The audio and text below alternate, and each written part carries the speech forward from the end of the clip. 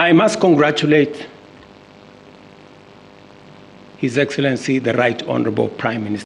Rais William Ruto na aliyekuwa waziri mkuu wa Kenya Raila Odinga, kiongozi mkongwe wa upinzani, wametia saini mkataba wa kufanya kazi baada ya wiki kadhaa za mashauriano nchini kote kuhusu mkataba huo wa kisiasa. Hafla hiyo iliyofanyika KICC Nairobi leo Machi 7 mwaka 2025 iliashiria kutiwa saini kwa kihistoria, wakati viongozi wote wawili waliweka kalamu kwenye karatasi ili kutia muhuri mkataba wa makubaliano ambao utaelekeza maendeleo ya nchi. Suala la kwanza lilikuwa utekelezaji kamili wa ripoti ya kamati ya kitaifa ya majadiliano ambayo ilipendekeza mageuzi muhimu ndani ya nchi.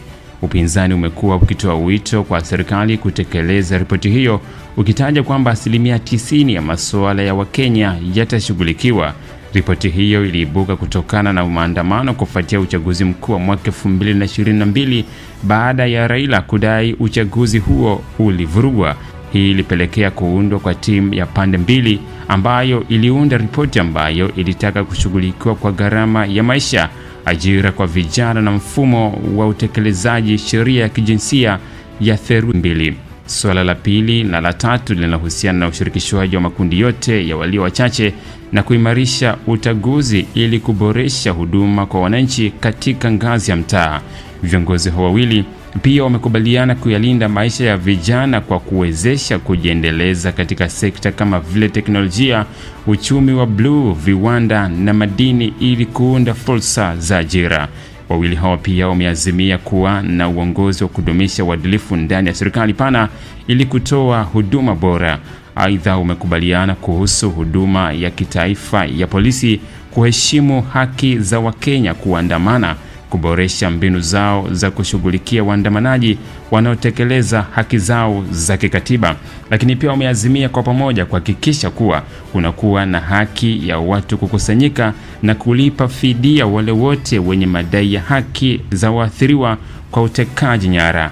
Deni la taifa pia ni jambo la msingi katika makubaliano hayo, huku pande zote mbili zikikubaliana kuwa ni lazima ukaguzi wa kitaifa ufanyike ili kujua hali ya nchi. Wakati huo hatua za uwajibikaji zitaimarishwa ili kutathmini fedha zinavyotumika kulingana na makubaliano hayo.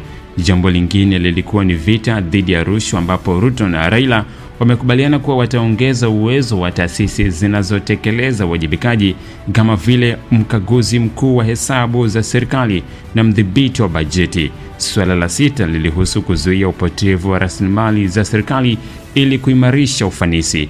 Jambo la mwisho lilikuwa ni kulinda na kukuza mamlaka ya katiba ili kulinda haki za binadamu, kudumisha utulivu na kuzuia matumizi mabaya ya madaraka.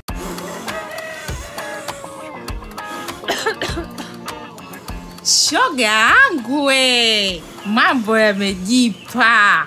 Wewe endelea na ubishi wako hapa. Serikali ya awamu ya 6 kupitia REA imeshatoa ruzuku ya kulipia asilimia kubwa ya mitungi hiyo. Sisi tunachangia kidogo tu. Wewe unadhani ningepata mimi mtungi kwa pesa ile? Haya, ona mambo. Hilo.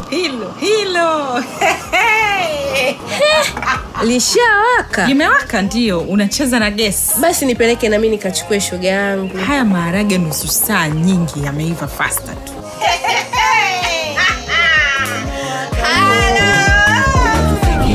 Nishatini maendeleo. Umewaka unatufikia. Tangazo hili limeletwa kwenu na wakala wa nishati vijijini REA.